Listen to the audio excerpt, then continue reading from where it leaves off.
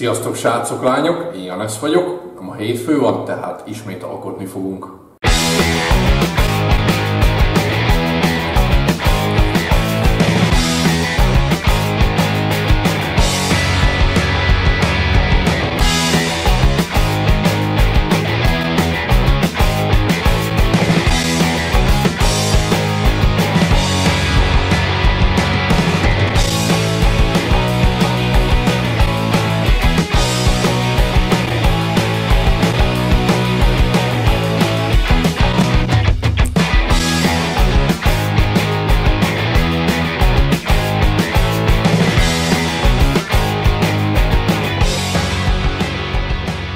Köszöntelek benneteket hatalmas nagy szeretettel ma is itt a Művész csatornámon.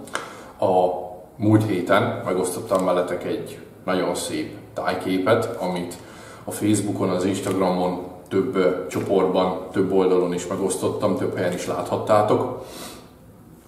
Mindig mindannyian mindenhol nagyon szerettétek, nagyon imádtátok. A múlt hétfőn láthattatok erről egy külön videót is. Ezt a festményt valójában egy másik festményem ihlette. A múltkor meséltem nektek erről, hogy mindig alkotás közben jönnek a legjobb és a legújabb ötletek. A mai videóban megmutatom nektek, hogy készült az a festmény, ami a múlt heti festményt ihlette.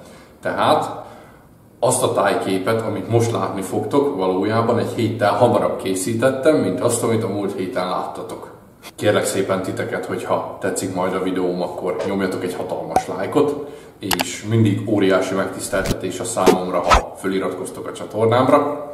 Ha érdekelnek a további munkáim, megtaláltok a Facebookon is, és az Instagramon is.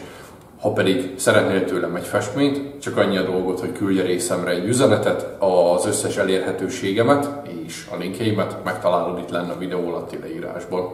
Most pedig alkotok nektek valami nagyon szépet, jó szórakozást kívánok a videóhoz, hajrá!